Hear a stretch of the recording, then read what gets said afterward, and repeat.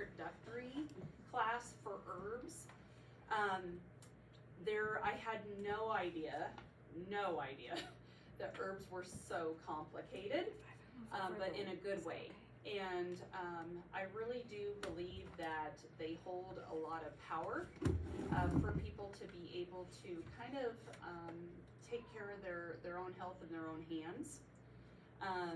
I guess as kind of a holistic practitioner, I do believe that it's very important that we start learning how to properly take care of ourselves so that we don't become too dependent on big pharma.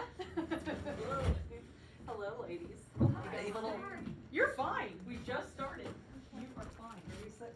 I don't know. Let's get back. Got a little something.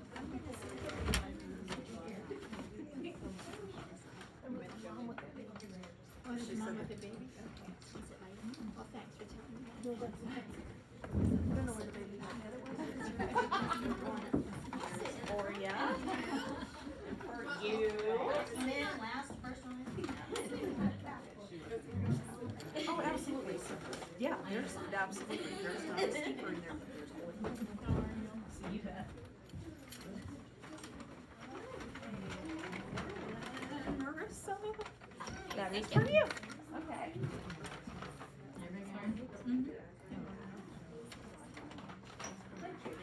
You bet. So in talking about herbs and really starting kind of at step one, I'm just going to be sharing with you a lot that I have learned. I'm not going to take credit for everything here today because I do have a wonderful instructor.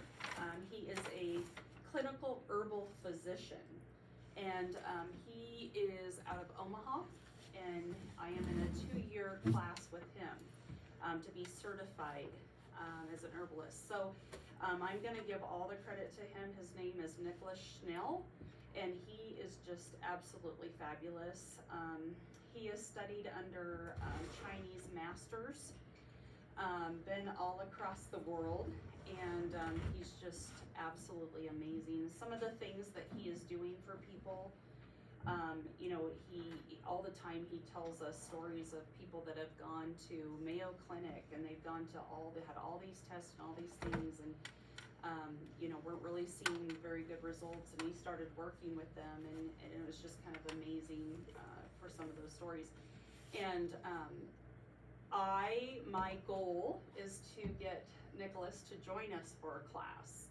I don't know if I'll be able to get him in person, but I'm thinking that I will probably be able to get him live.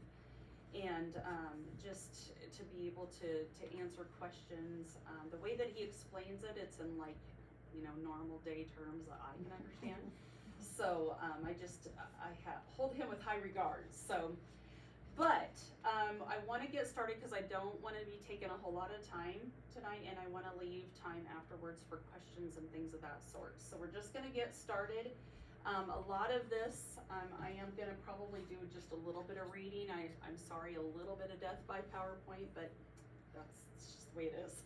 All right, so the agenda tonight, we're going to talk first about holistic health. And then we're going to talk about the history, because the whole thing about herbs is really about the history. You know, when we look back, it was the first medicine that was put on earth. You know, way back when they didn't have tests and all these different things, they had to look at what was on the earth to be able to keep them healthy. We're going to talk about characteristics of herbs and categories. Hello, James. And then what we're all here for, how do we use herbs to increase our wellness? So I always start with talking a little bit about holistic health. And the biggest, I mean, we're becoming very well known. I mean, this is something that we're hearing more and more about, which is absolutely wonderful. But when we look at holistic health, it's a little bit different than the Western view of being healthy. A lot of times when people think, you know, being healthy, they think of physical health. But as we know, there's definitely different sides to being healthy, right? There's kind of this triangle here, there's body, mind, and spirit, and that's the holistic view of being well, right? Because can someone be physically healthy but be mentally unhealthy? Yeah, or mentally healthy and physically unhealthy, right? So we want to kind of look at it, and we want to see all sides of that triangle, and we want to get it as balanced as we can, because we know if one of those sides aren't strong, then what happens to the triangle? It falls, right? So it's not like we're really looking at healthy, we're looking at wellness, and wellness is when we can balance and strengthen all sides of those triangles, or that triangle. Some of you this is the Native American, wheel of wellness. It's very interesting when you really start looking at it, the mind, spirit, emotion, and body, and you look what's all in there. All of those things are so important when we look at really having the best life that we can have. Because we really do focus a lot of times on being physically healthy, but when we look at it, our mental health, right, and our emotional health, how important that is to like really enjoying our life and getting the most out of our life, right? So holistic health is looking at all of those aspects. Now, when I talk about herbs being the first medicine on earth, right?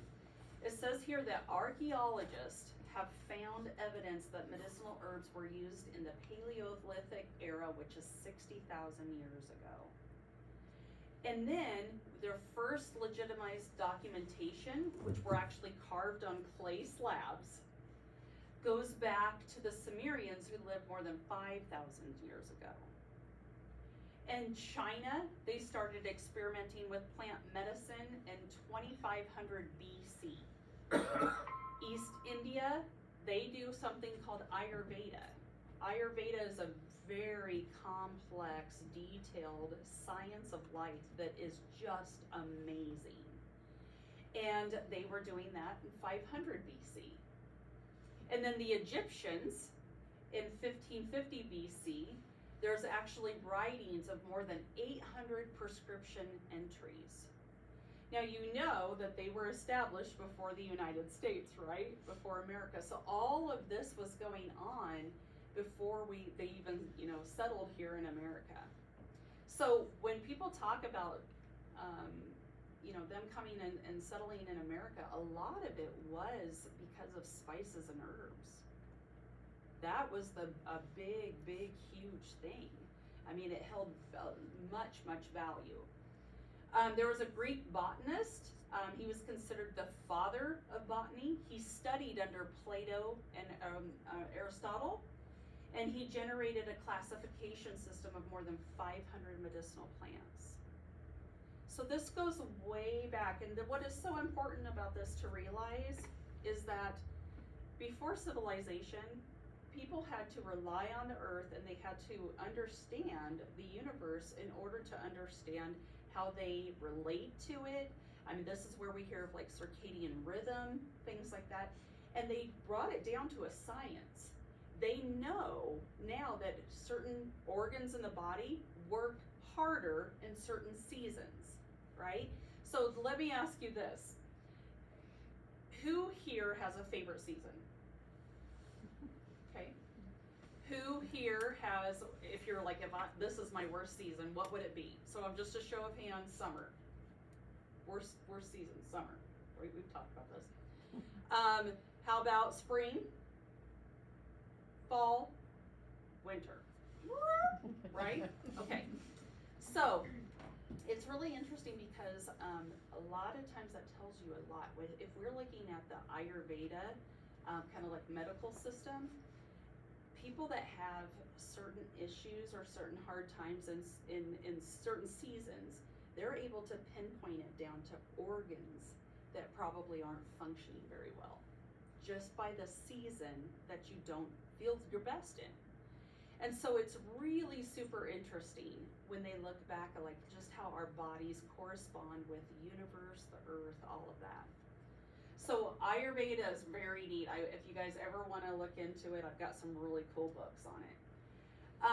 So currently, plant-derived pharmaceuticals make up a fourth of the drugs available in America's pharmacies.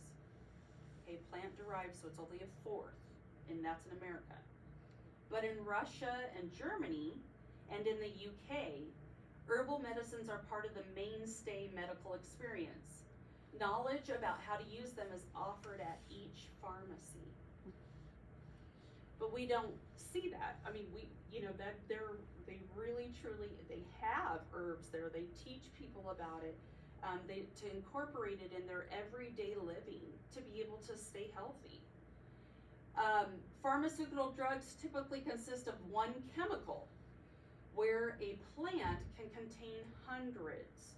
So sometimes it's hard for people to wrap their head around that one herb can do 25 different things in the body, because we're so used to, well, you take one pill that does, you know what I'm saying? It's a total different way of looking at things. It works totally different in the body than Western medicine. And since 1983, the American Association of Poison Control Centers has recorded every type of poisoning in the U.S. The number of annual deaths resulting from herbs is still less than 1% of the total annual deaths resulting from prescription drugs. Now, as you guys know, we know what a pandemic is, right? Unfortunately. But our nation is in an opioid epidemic. Okay? So what that's telling us is that we as a nation doing the treatment and the prevention and the recovery cannot keep up with those who are overdosing and dying from opioids. We can't keep up. We have lost that war. I have a good friend that is in Columbus, Ohio, and I think I shared this with some of you guys before, but she works in like a recovery center, and she literally gets to work, and she said she stacks her pockets, fills her pockets with Narcan, and she walks the streets, and they're all administered by noon. People on the streets overdosed. Our OB units in big cities, hospitals now have their own little, unit for taking care of babies that are addicted to opioids. So I say this because it's important for us to understand that people are seeking ways to cope, right? And we want to be able to understand that it is a problem. Many pharmaceutical compounds include inorganic components that the body struggles or cannot break down. This can cause cellular communication issues and toxicity in the body. In addition, most pharmaceuticals lead to acidity in the body, which inhibits proper digestion of nutrients. Do we have an issue of digestion bigger than life in America? Yes, big time. Pharmaceuticals are prescribed to mask symptoms. Herbal medicine philosophy is to treat the underlying cause to improve overall health and be rid of the need for medication. So don't get me wrong, it's wonderful that we have some of the options that we have for medicine. Can you imagine what would happen if we never had penicillin? Right? So integrated medicine is a huge thing because you're taking all natural medicine and you're taking Western medicine and you're putting it together. That's wonderful. But do you feel like in the last few years that we have become more dependent on just Western medicine, right? So I feel my role, my mission is to let people know that this is out there. Let's take the time, let's learn about it, let's understand that there are resources that you can get your hands on so that you can start incorporating this. Because if you do not incorporate it, nobody else is gonna do it for you, right? I mean, I cannot say that bold enough. If you do not look into this, nobody else is gonna do it for you. Herbs provide certain functions when they're consumed. Okay, so let's talk about toxicity. We live in a very toxic world. You know, really honestly, I don't care if you go like to Alaska, right? In the middle of summer, there's still gonna be toxins. There's toxins in the food that we eat. I can pull out my little hamburger bun package that some of you have seen that I've had for over 6 months now, and it has no mold on it. What the hell's in that? Right? What the hell's in that? And so, you know, our water, our air, the preservatives that we eat, you know, the chemicals that we use on our hair, right? There's toxins everywhere, and toxicity is getting to be a huge problem. So we have to find a way to be able to detox ourselves.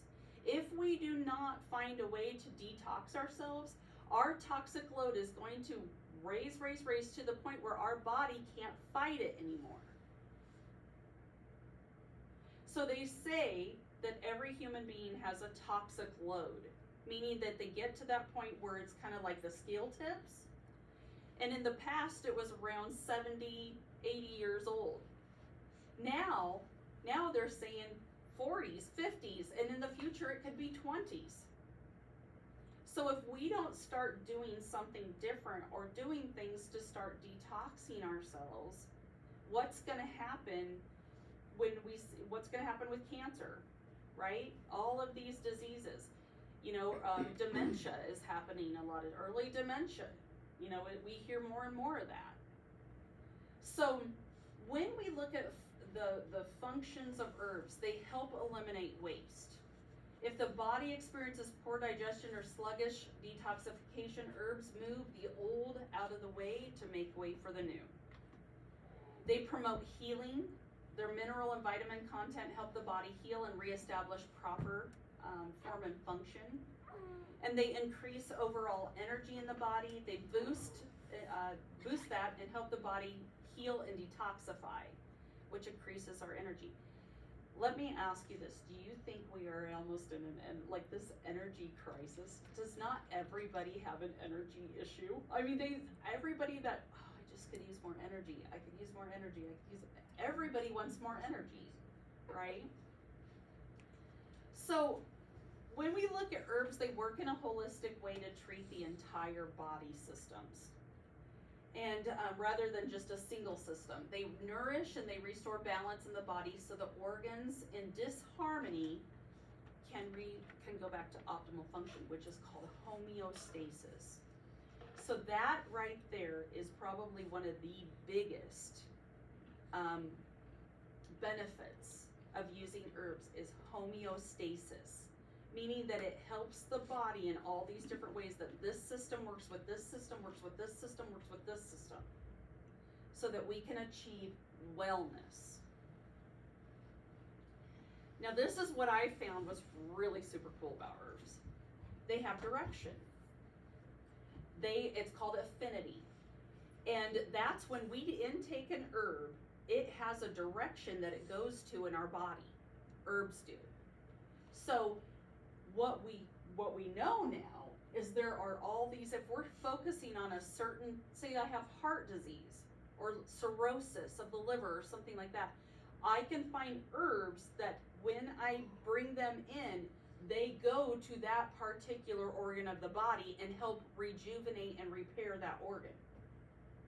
So many people, they're, you know, and that's a lot of times like they're going through something and they're just taking a one pill fits all, right? Herbs are not like that. We really want to kind of look up and say, okay, where is it in my body that I'm, you know, is it a circulation thing? Is it my brain, right? Am I having problems with focus and concentration? So we all have something called a blood-brain barrier. Only so many things are able to pass through the blood-brain barrier and more or less feed or be used by our brain. Not all herbs, but some herbs are able to pass through the blood-brain barrier. Holy basil is one of them. So a lot of times when people drink holy basil, they'll say, gosh, I just feel like I'm a little bit more focused, right? I can concentrate more. And that's partially the reason why. So we want to be able to understand that, yes, if we're looking for a specific part of the body or a certain system, that there are certain classifications of herbs that assist and help that. Now, they also have something called therapeutic action.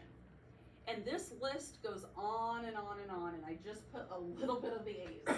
So you'll hear all sorts of different things, like this certain herb is an adaptogen, this one's an antibacterial, antifungal, antimicrobial, whatever it may be. The neat thing about herbs is they also can be antiviral. Now, when we get sick and we go to the doctor, a lot of times they have to figure out, is it a virus or is it a bacteria? And then they medicate accordingly. But a lot of times with viruses, there's not a lot out there. That's what's nice about herbs, because they can be antiviral. Sometimes people are looking for things that maybe are anti-inflammatory. So as I'm meeting with someone, I'm saying what's all going on, and then based upon the symptoms that they have, I'm looking for a certain classification of herbs that help that specific condition. They also have something called constituents, which is also known as herbal energetics, and a basic function. So some herbs can be acidic, some herbs can be alkaloids, some herbs can be bitters. Bitter herbs are very, very good for any kind of digestive issues. So when we're looking at, someone has heartburn or acid reflux or something like that, then they're going to look at herbs that have the properties that help heal that or counteract that. So they also can be either warming or cooling. So peppermint is a warming. So that's sometimes when we drink peppermint and we feel kind of warm because it stimulates, right? So a lot of times we want to look at what are we trying to achieve, and do we want a cooling or a warming herb? Warming herbs stimulate and speed up the metabolism. They increase energy production and warmth. They bring blood flow and vitality to tissues that are pale and cool. Where cooling herbs, they sedate or they slow down the metabolism to decrease energy production, while cooling or soothing irritation or redness. Another big thing with herbs that we look at is mucus within the body. Mucus within the body tells us so much. And we've all had different colds and things like that. Sometimes it's like thick, sometimes it's clear, sometimes we're stuffed up, sometimes it's runny. Based upon that, herbs can be used to kind of counteract that. So holy basil, now when I drink holy basil, I kind of get a little dry in my mouth, okay? Because there's a drying component to holy basil. So if I start getting a runny nose that's running frequently, what would be good? Holy basil, because it helps dry, right? If, for instance, I get all stuffy and I can't breathe, right? Then I'm going to look for something like milk thistle or marshmallow root, because what that does is it goes into the body and it helps secrete the mucus, so now I'm not so dry. And people are generally, if you think about it, people are generally either hot or cold or wet or dry, right? So people that have allergies, asthma, things like that, a lot of times they can help their condition by trying to figure out, what do I need? Do I need a cooling, a warming, a wet or cold, or wet or dry herb? Okay. So yeah, they can be moistening, drying, they can be balancing, constricting, relaxing, and nourishing. Because sometimes, right, when people maybe have low blood pressure or high blood pressure, we're going to be looking at something that maybe is constricting or relaxing. So it's very interesting because it's a total different way of looking at the medicinal benefits of herbs than from medicine. We have different categories, so they even go, like, this gets so deep, we've got categories.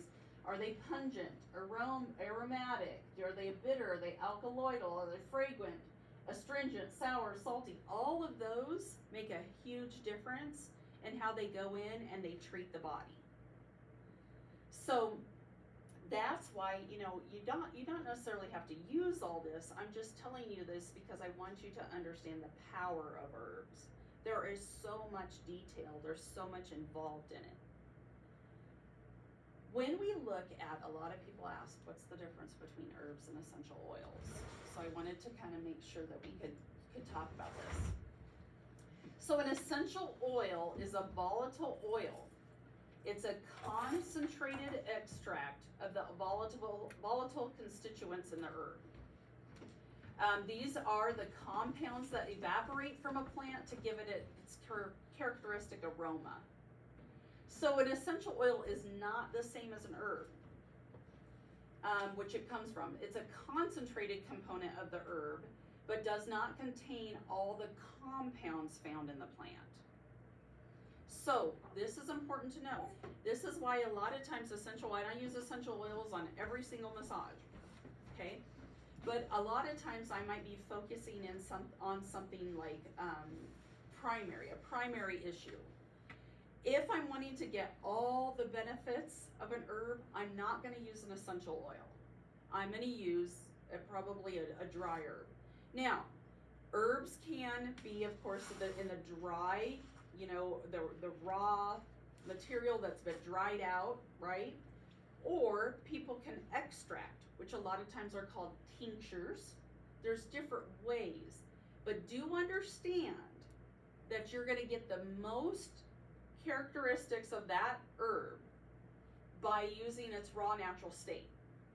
That's why I decided I wanted to just give me the full herb, right from the ground, whatever the medicinal content, whether it's in the root or the leaves or whatever, give me that. Because when a person takes it in that form, they're getting the max benefits from that herb. Does that make sense? So, how do we use this for wellness? And really it comes down, there's so much that there's no way that I could possibly understand all of this stuff. So we want to make sure that we understand that there's resources out there, right? So a couple of ones that I just want to make sure, and you guys, these are all open for anybody that can come into the spa and look up any condition, herb, whatever. A couple of my favorite, I will say this is probably one of my favorite, and it's the Lost Book of Herbal Remedies, the Healing Power of Plant Medicine. And this is just, it's amazing. I'm sure some of you have already probably looked through this, and you can actually go in the beginning and you can look up any condition, and it tells you what herb to use. So meaning that herb has the properties, the medicinal properties to help for that condition. And then in the back, it has every single herb. It talks like what it looks like, what the medicinal properties are, what part of the herb do they use, all of that. So this is the stuff, the material that pharmacies in other countries have available to people. But you're going to have to seek it out yourself here. You know what I'm saying? This is just not something that they just voluntarily give you and say, here. Personally, I wish that we would start teaching this stuff in school, but that's me. So what I wanted to do today is I just wanted to pick 2 herbs, and I wanted to focus on them just so we could kind of dive in to how, maybe what herbs that you might be interested in or anything like that. So the first one is the holy basil. And holy basil is nature's antidepressant. This goes back to thousands of years ago, using holy basil as something to just lift the mood, right? Now, anybody have any idea what the top 2 mental health conditions in the United States are? Anxiety and depression. Anxiety and depression. Now, let me tell you a little bit about that. Anxiety and depression can be kind of like a side effect, if you will, from something called adrenal fatigue.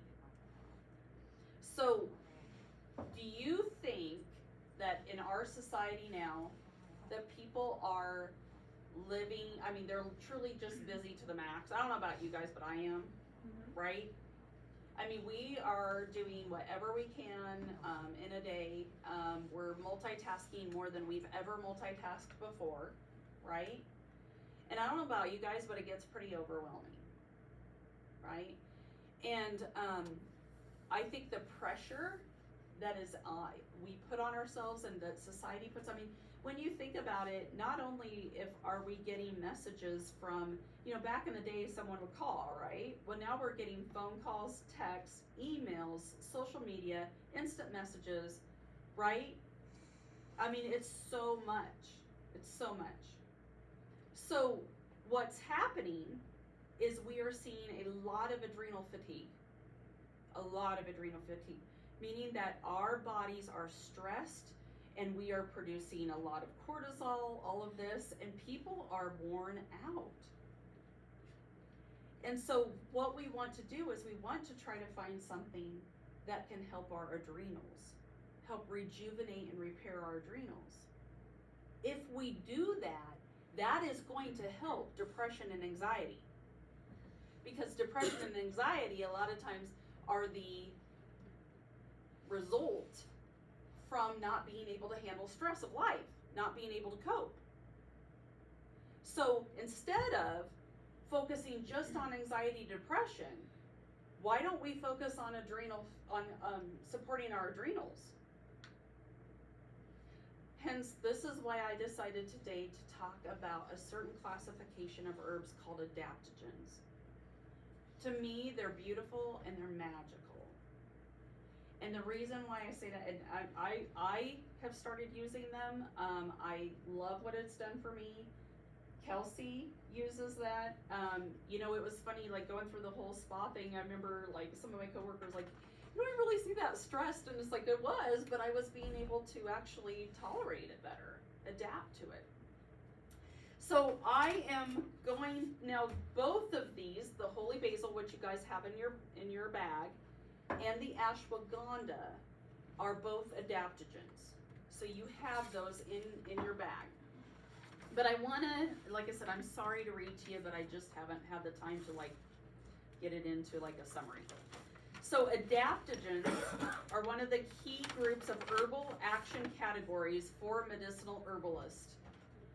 The clinical applications of adaptogens are vast and rival any other action category. They're easy to integrate into your practice and take, and there's a lot of research behind it. So they help increase adaptability to stress.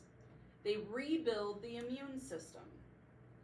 And they have normalizing effect on adrenal function. So people's adrenals that are not functioning properly, with continued use of adaptogens, that starts to level out. It starts to get back into where it's supposed to and function normally. They are helpful for adrenal exhaustion, chronic stress, adrenal dysfunction, and nervous exhaustion. Okay, ashwagandha is known, if anybody in the herbalist world, this is known for people who are tired and wired. Tired and wired. How many people are exhausted but they can't sleep? Tired and wired. And that's adrenals. So it says here that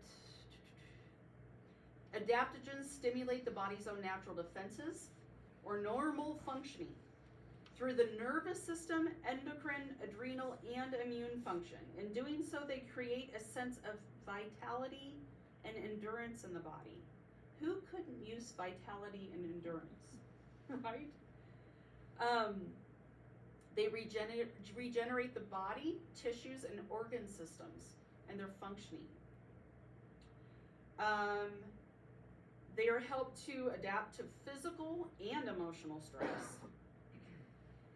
And they have been able to help the body adapt to extreme weather conditions, radiation, cancer treatments, chemotherapy, X-ray radiation, stressful work environments, and even exercise recovery. So this is a whole, this tons of information. A lot of it's not coming from the United States.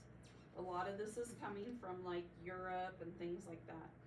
But if I really truly believe that if we as a nation were just to start taking adaptogens on a regular basis, and I know that I'm going out there by saying this, but if we were just to start adaptogens on a regular basis, depression and anxiety would go down. I truly believe that. So, holy basil. That's what I want to, when we talk about the herbal world, the king of herbs is frankincense. Frankincense is just amazing. In Europe, they are using frankincense and myrrh, and they are injecting it into tumors, and tumors are shrinking. My dad had that cancer, put it right on his stomach for multiple years. Awesome. Awesome. I would love to if we were incorporating that, right? I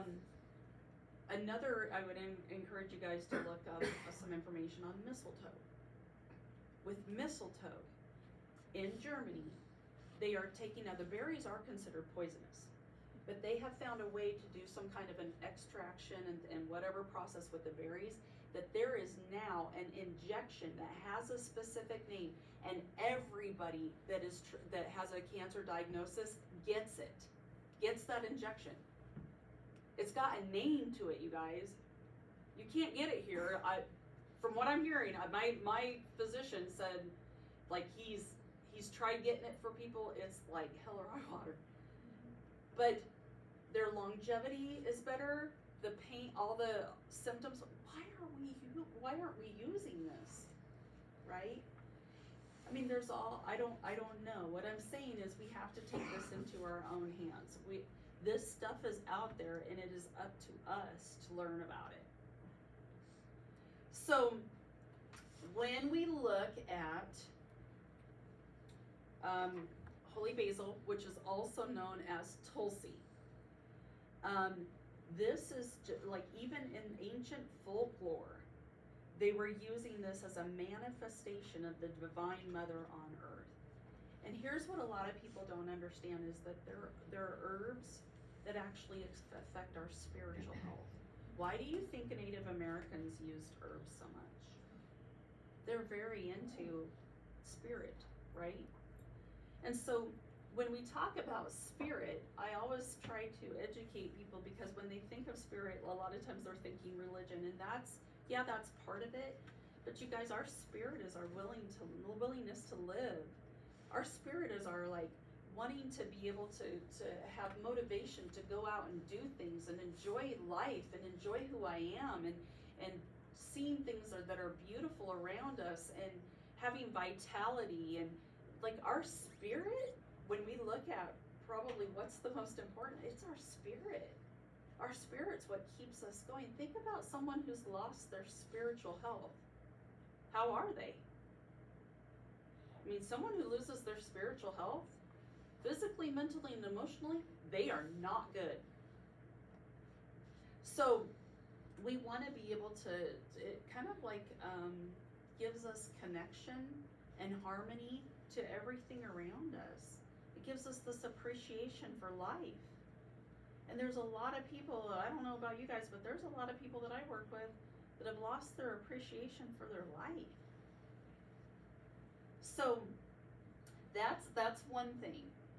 It also says that it sharpens the mind. It helps with any kind of stomach issues, and it's an expectorant. Used in treating indigestion, diarrhea, coughs, bronchitis, and skin diseases. They're also used for cholera, influenza, malaria. The seeds taken in water, juice, or cow's milk are antioxidant, nourishing, a demulcent. They're used for low energy, ulcers, vomiting, diarrhea. It just goes on and on, you guys. There's so much. It helps physically, psychologically, helps with arthritis, diabetes, dementia. The herb normalizes blood pressure, blood sugar. It says here a morning cup of Tulsi tea is an excellent wellness drink to help quit drinking coffee and reduce anxiety. So,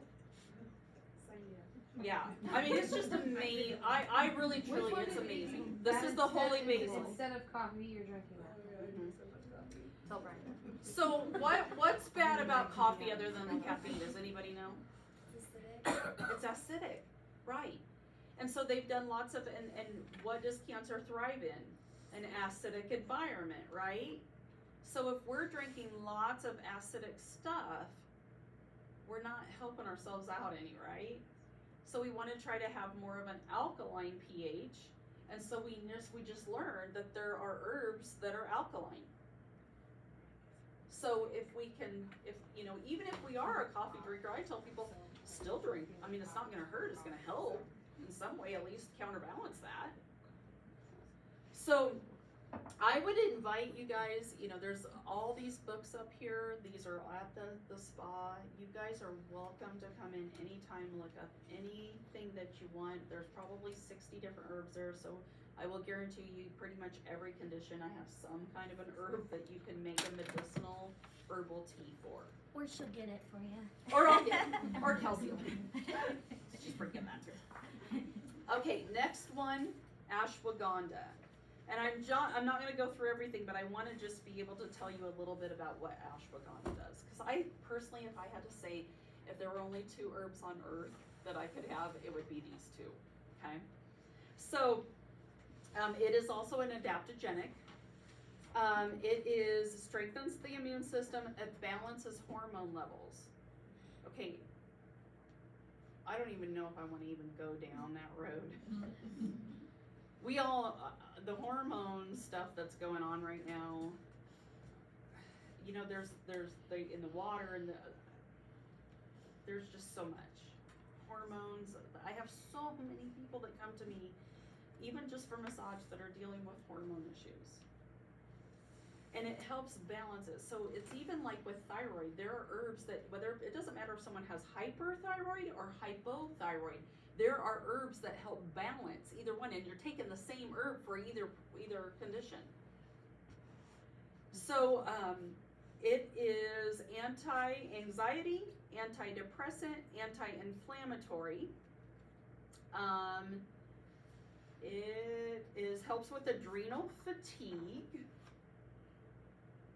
It combats stress, the flight or fight, anxiety and depression. It reduces cortisol levels. A lot of people have high cortisol levels and they're like, I don't know what to do with it. Well, there you go. It balances blood glucose levels.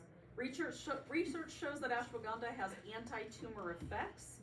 It reduces cancerous tumors by preventing cell growth and killing cancerous cells. It's useful in treating breast, lung, stomach, ovarian, and colon cancer. It helps with memory and brain cell degeneration. Are we not seeing more dementia and Alzheimer's? Definitely. It's an anti-inflammatory. Joint pain and arthritis. It helps with sexual function and fertility, which there's a lot of people that are, fertility is getting to be a big thing. I'm gonna just read this because I know this is weird, but there's a lot of people that have issues, so I'm gonna read it. Ashwagandha helps improve sexual function. It boosts testosterone levels, improves male fertility. When used when used for a period of 3 months, ashwagandha increases sperm count, sperm volume, sperm motility. In women, it improves arousal, lubrication, and orgasm. Okay, and I know that's weird to sit there and say this, but I'm gonna sit here and tell you that a lot of people have these issues. Menopausal. Yes. Yeah. A lot. It's every woman.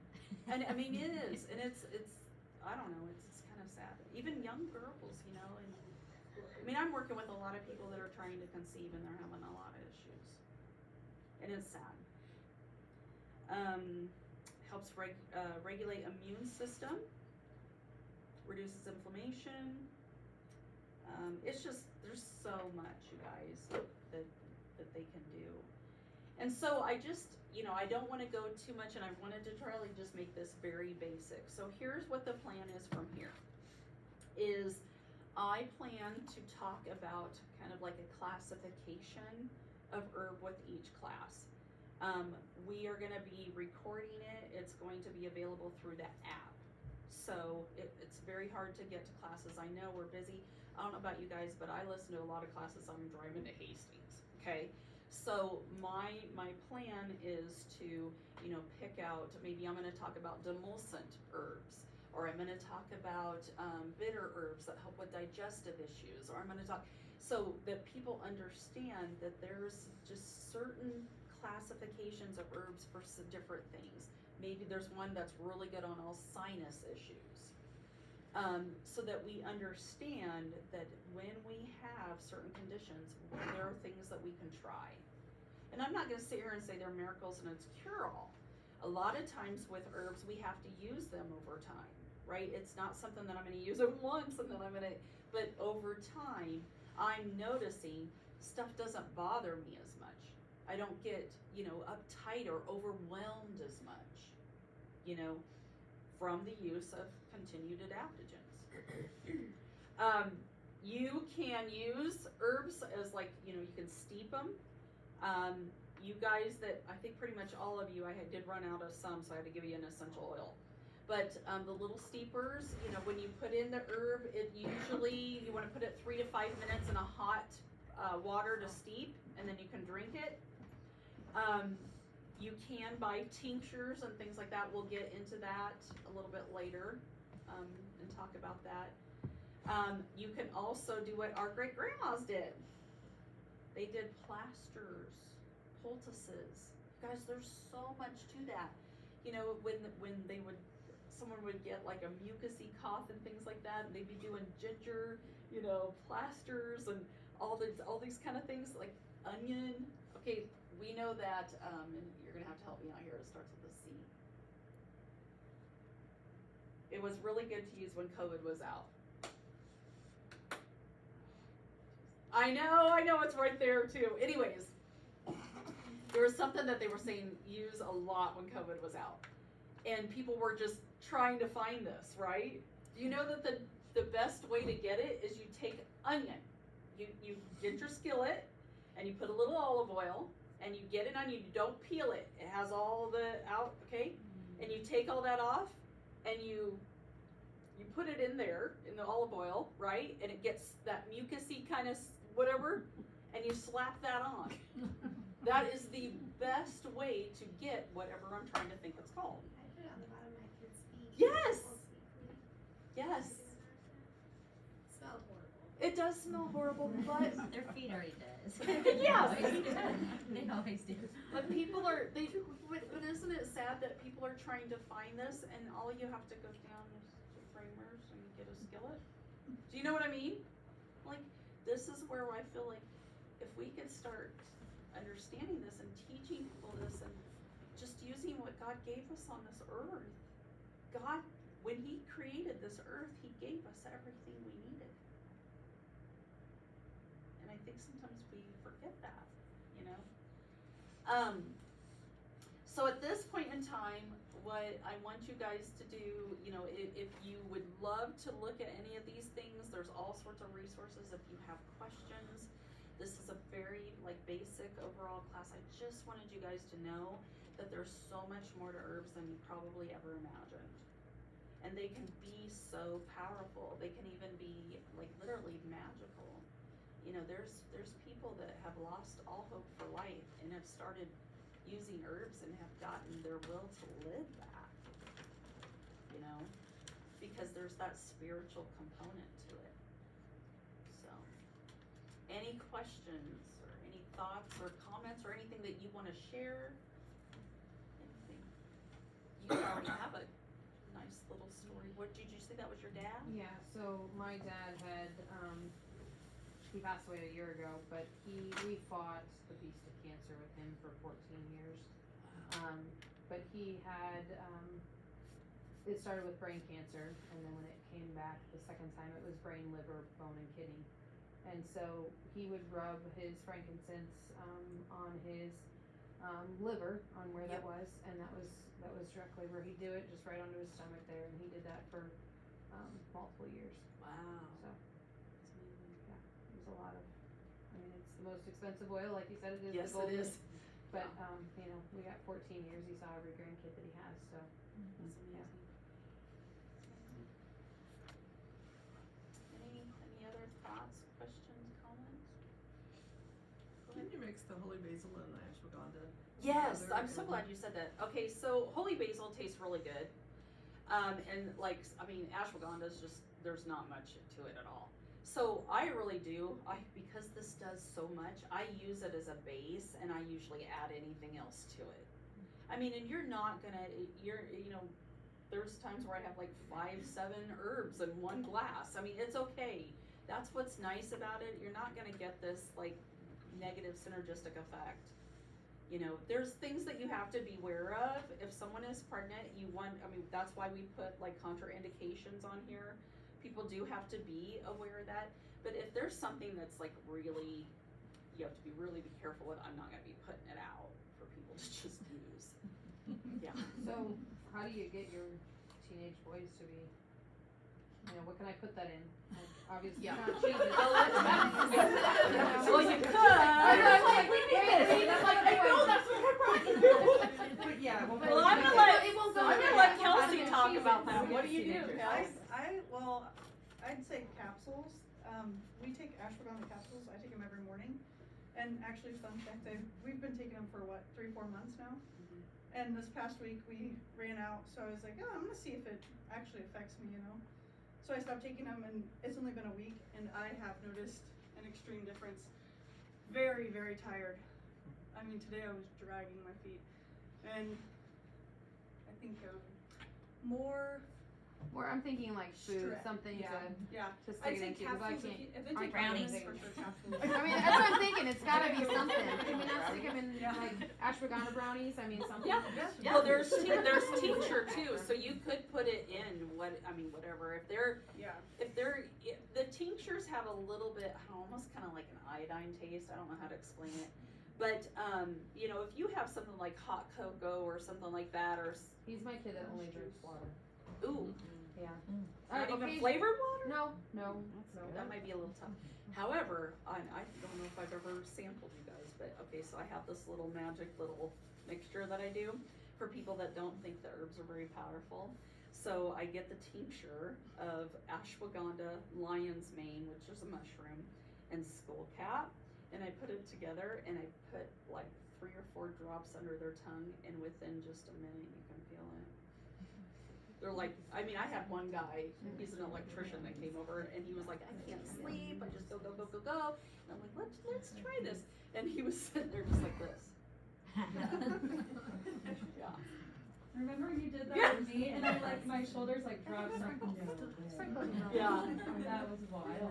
So, I mean, you're just gonna have to figure out what works, you know? I think But- with kids too, like you can't underestimate how smart they are. Like I have young kids, but anytime you can teach them the why behind why we do what we do, and help them understand of like this is why we take this. Yeah. This is why they're more apt to like want to continue to do it rather than like I'm gonna shove this down your throat. It's good for you, which I've had to do that too. But Yeah. don't underestimate Yeah. the kids. They truly do understand. And I think our bodies, once we get something that our bodies actually benefit from, like it's a weird, but you almost start craving it, like you want it. So, but it's really, you know, I'd be lying to you if I didn't tell you guys that I'm a little worried. Okay, there are bills in legislature that are trying to regulate herbs, and I hope that never happens. I don't think that God has ever intended that to happen. I think that God gave us herbs and fruits and vegetables to be able to be plenty on earth that anybody But don't you think could that go up and get them. that tells us what people really think that if you have to regulate it, obviously Yeah. it's big pharma is telling you that we don't want that. You know, I hope we never ever get to that point. I really do. There's I a lot of really- herbs you can't get in the United States Yes, because they're outlawed. Absolutely. Something as easy as quinine for leg cramps. Yeah. I mean, it's like I just don't understand, and I don't know. I just think that we are in a position, in our lives and that we need to start educating ourselves about what's out there, you know. I will do my best if you guys have, I know, Marissa, I think there was one herb that we were like, okay, we gotta get this. So, weight loss. yeah, we're like, which one is that? But please, you know, if there's anything that you want me to try to look into or research or talk to my instructor, I would be more than happy to do that. I'll do my best. I do, as far as a certified organic, herbal farm, I get everything from a place in Oregon. And what I love about them is, something I didn't mention, herbs have, a lot of times people think, well, I can grow that in my backyard. When we look at herbs, there's something called doctrine of signatures and some other terms. But in order to have the medicinal component of that herb, it has to be grown or harvested a certain way or in a certain place. For instance, there are herbs that do not have medicinal properties unless they are grown within so many miles of the equator. So when we look at herbs and we look at medicinal, we want to make sure that, you know, we're going with a company that has done the research and they have done the testing to make sure that that herb has the medicinal properties. Because I've had people say, oh, I've taken ashwagandha, I didn't notice crap. I'm like, well, then let's try this one. And they're like, wow, you know, and that's just the difference there. Well, thank you guys. I hope that was at least interesting. And I plan to do a lot more with this. I just feel like it's kind of a driving force. And I want to continue to just educate people as much as I can and have whatever I can available. I would love to get to a point that I don't even have to charge herbs. I think that would be such a blessing from God if, like, I could get to the point where people could just say, hey, I'm this, I'm like, here, just take it, you know? I mean, I just think that would be the best gift ever, so. How much do you put in? Good question. So when you guys have that, with you, a rounded teaspoon is a good serving. So, And you how much do- water? Okay. That's up to you. The amount of water is up to you. Some people, it's just like coffee, some people like it stronger, some people like it diluted. But that, about a rounded teaspoon is about It's like a tea bag. a serving. Yeah, hot tea. Some people make it hot and then they let it cool.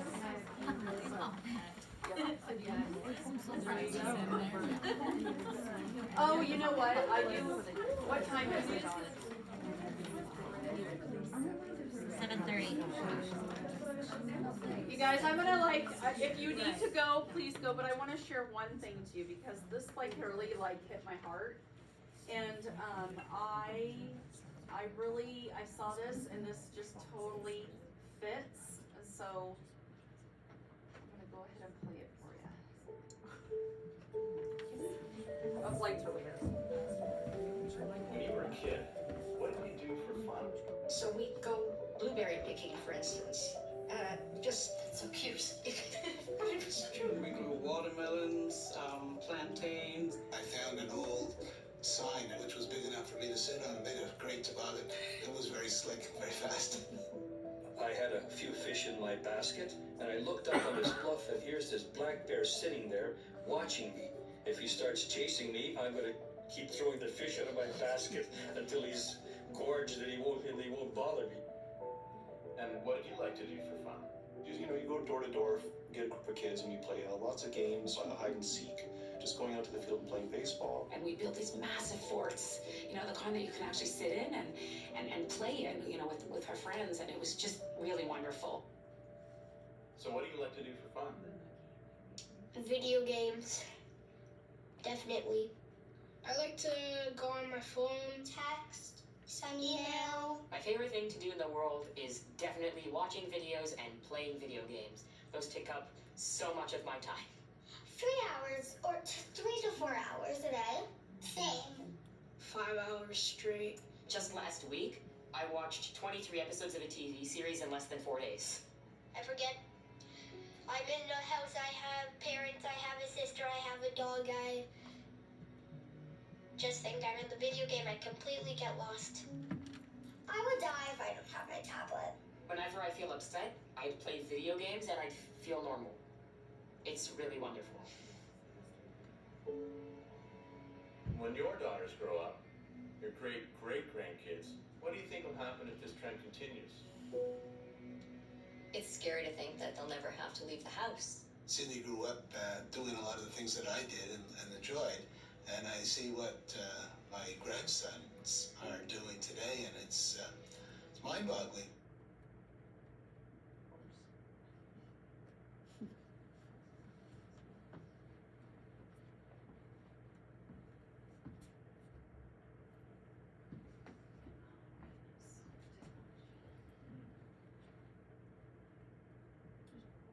Pause it for a sec. Experiencing interruptions. Yeah.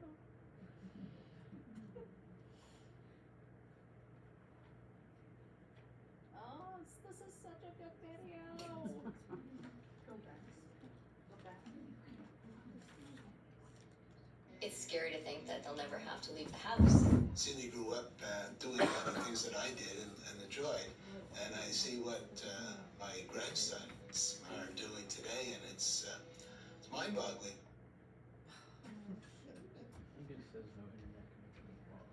Is it? Oh, it does say no internet. It said that from the beginning though. That's weird.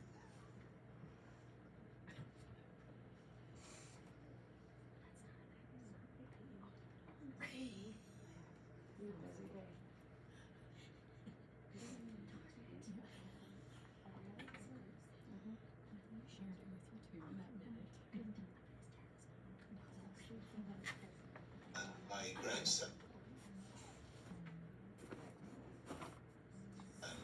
are doing today, and it's mind-boggling. It's just, we're just gonna have to go with it's mind-boggling. It's you guys, we've heard that mind-boggling 3 times.